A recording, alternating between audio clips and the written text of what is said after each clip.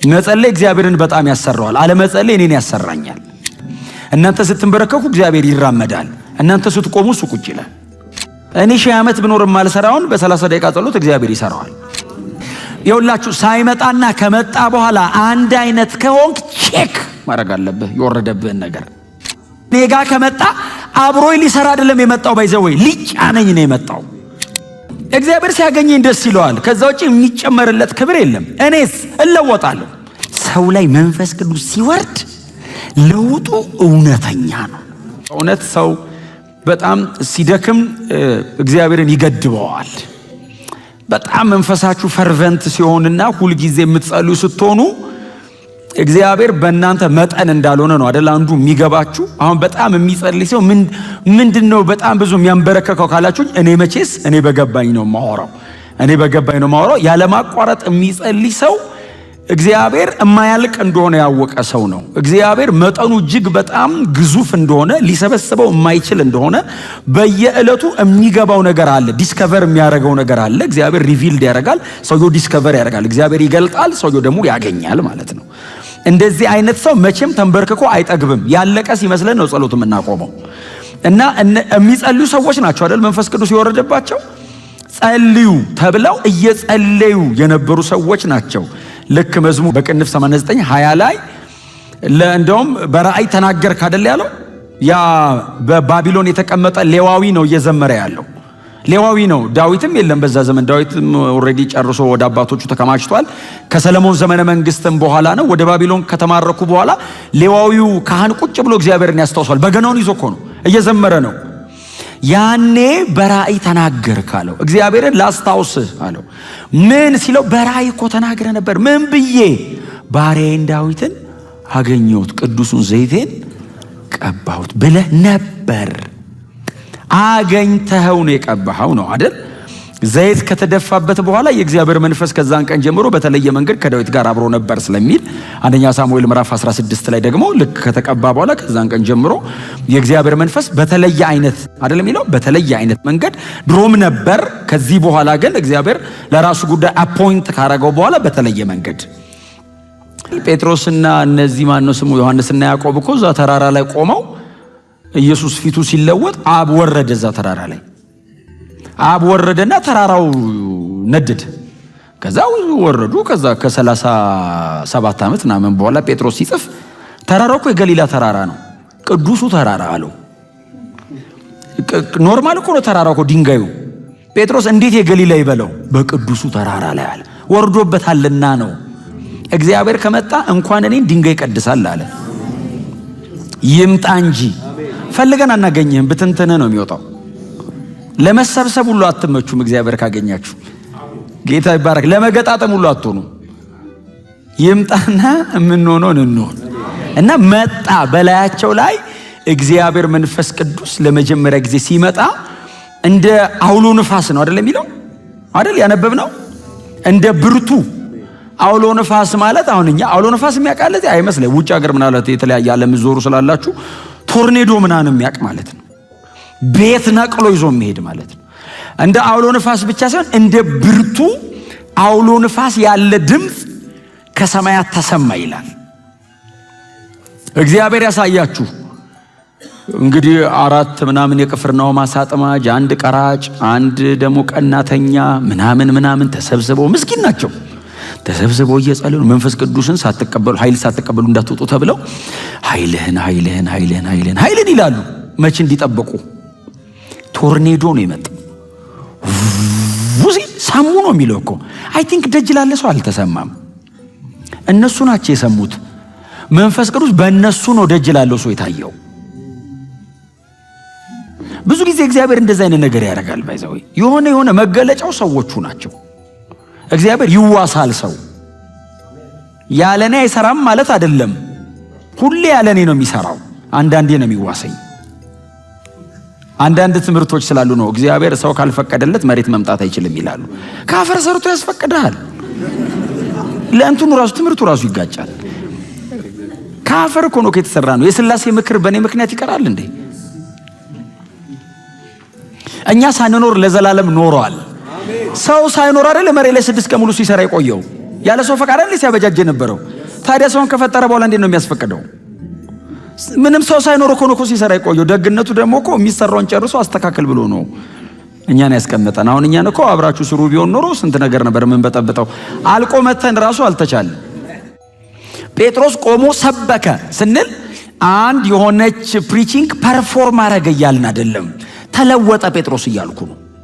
መጽሐፍ ቅዱሱ እየነገረን ያለው ሪከርድድ የሆነ ጴጥሮስ አለ ወንጌላት ላይ እምናቀው ሰው ያለ ጴጥሮስ የሚባለው ሰውዬ፣ ስምዖን የሚባለው ሰውዬ የችኩልነቱ ምናምን ሳይሆን በማንነቱ ፈሪ አይነት፣ በማንነቱ በጣም ድንጉጥ አይነት፣ በማንነቱ በጣም ቶሎ ብሎ አቋም የሚቀይር የሚመስል አይነት፣ ወደኋላ የሚያፈገፍግ የሚመለስ የሚሮጥ የሚመስል አይነት ነው የወንጌላቱ ጴጥሮስ። ተለወጠ ነው ጴጥሮስ። ሰበከ በሚለው ውስጥ እየነገረን ያለው ሉቃስ ሰውየው ተለውጦ ነው። መንፈስ ቅዱስ ሲወርድበት ስምዖን የነበረው ሰውዬ ጴጥሮስ ሆነ ነው። እናንተ ስትንበረከኩ እግዚአብሔር ይራመዳል፣ እናንተ ስትቆሙ እሱ ቁጭ ይላል። መጸለይ እግዚአብሔርን በጣም ያሰራዋል፣ አለመጸለይ እኔን ያሰራኛል። እኔ 1000 ዓመት ብኖር የማልሰራውን በ30 ደቂቃ ጸሎት እግዚአብሔር ይሰራዋል። ለእግዚአብሔር አይደለም አይደል ጥቅሙ ጸሎት? ለሚጸልየው ሰውዬ ነው። ለእግዚአብሔር አይደለም ጥቅሙ። እግዚአብሔር ሲያገኘኝ ደስ ይለዋል። ከዛ ውጪ የሚጨመርለት ክብር የለም። እኔስ እለወጣለሁ። ሌላ ሰው መንፈስ ቅዱስ በላያችን ላይ ሲመጣ የማንነት ለውጥ ያደርጋል። እንለወጣለን። ይኸውላችሁ ሳይመጣና ከመጣ በኋላ አንድ አይነት ከሆንክ ቼክ ማድረግ አለብህ የወረደብህን ነገር። ምክንያቱም ፈረቃ እየለየ ቀን እየጠበቀ ወቅት እየለየ እላይ ላይ የሚመጣብኝ አይደለም። ፐርሰን ከሆነ እኔ ጋር ከመጣ አብሮኝ ሊሰራ አይደለም የመጣው፣ ባይዘወይ ሊጫነኝ ነው የመጣው። ምንድነው አልቲሜትሊ ፍላጎት ስትለው አንተን ገድዬ ባንተ መኖር፣ አብረን እንኖር ስትለው አንተ ሙት ይላል። እንዴት አድርጌ ነው ካንተ ጋር የምኖረው ይላል። አዲሱ ሰው ነው የምፈልገው አንተ ላይ ይላል። አሜን በሏ። አሮጌው ሰውዬ የዚህ ሰውዬ እኮ ትራንስፎርሜሽን ራዲካል ነው። ግልብጥ ነው ያለው። ትዝ ይላችኋል? ዝም ብሎ እኮ እያለፈ እኮ ነው ይሄ።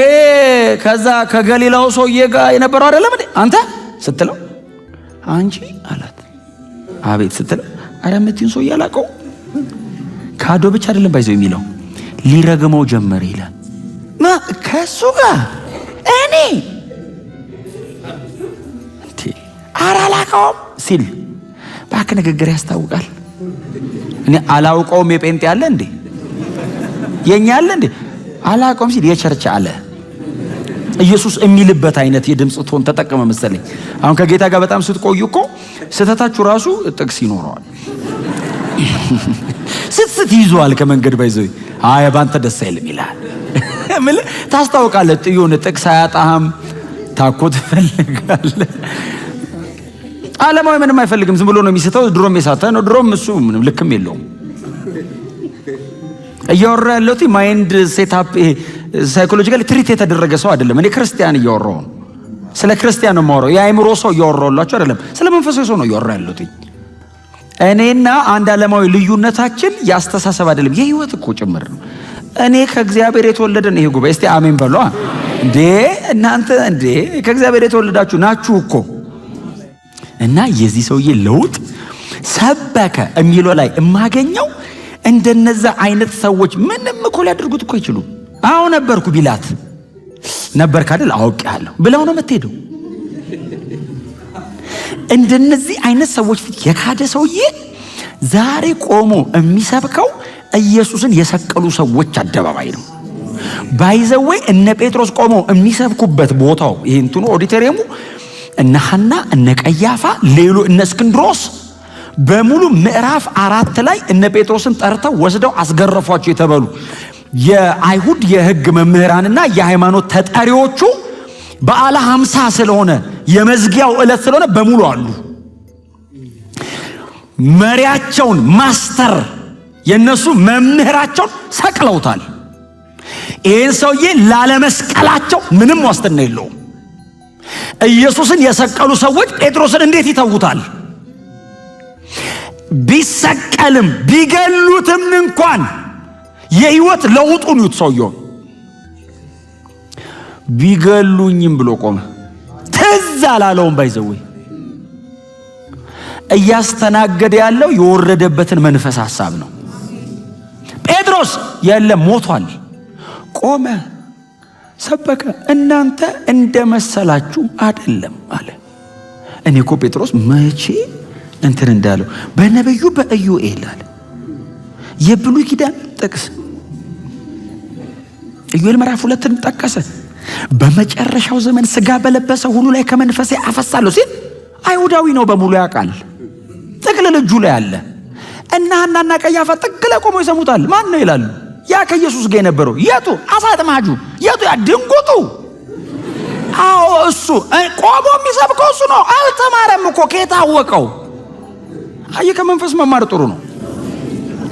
መንፈስ ቅዱስ በአንተ ላይ ሲመጣ የዛሬ 10 ዓመት ያነበብከውን ያስታውሳል።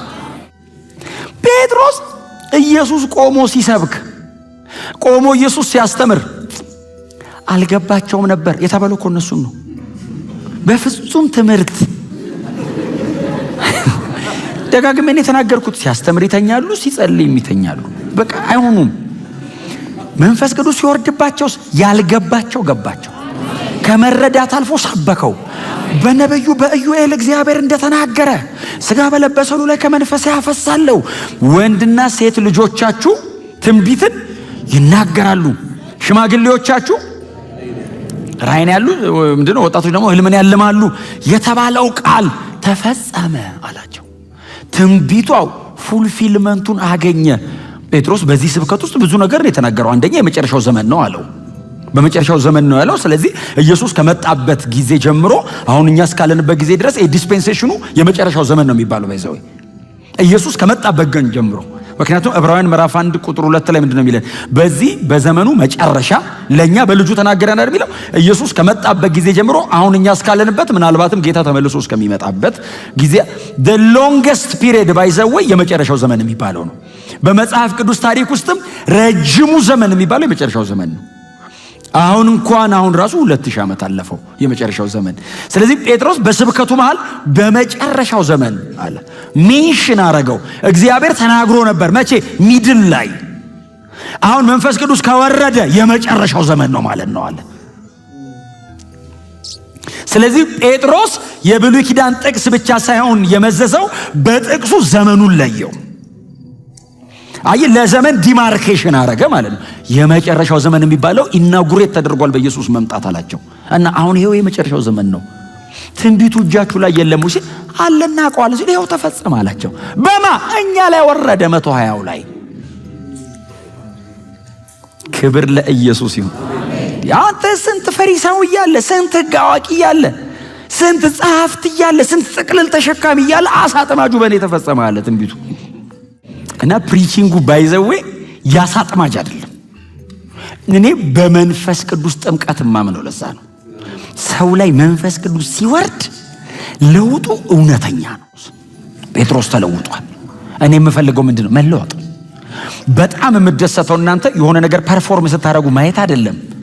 በጣም አስገራሚ እንድትሆኑ አይደለም፣ ክርስቶስን እንድትመስሉ ነው ፈልገው። እኔ ኢየሱስን የሚመስል ሰው ነው የሚያስፈልገን። ዓለም የምትደመምበት እጅ ባፍ ላይ የሚያስጭን እንደዚህ አይነት ሰው አይደለም። እሱማ ደጅ አለ። እግዚአብሔርም እንደዚህ አይነት ልጅ አይደለም የላከው ከሰማይ ሲልክ። ዓለም አልፈልግህም ያለውን ልጁን ነው የላከው። አንፈልግህም አሉት። ኧረ ባካችሁ ለእናንተ ነው የመጣሁት፣ እንደውም ግደለው። ያለመፈለጋች የዓለም ኢየሱስን ያለመውደዷ ልክ እኮ ገለዋለች። እንደሱ አይነት ነው የምንሰራው ማለት ነው። ክብር ለኢየሱስ ይሁን።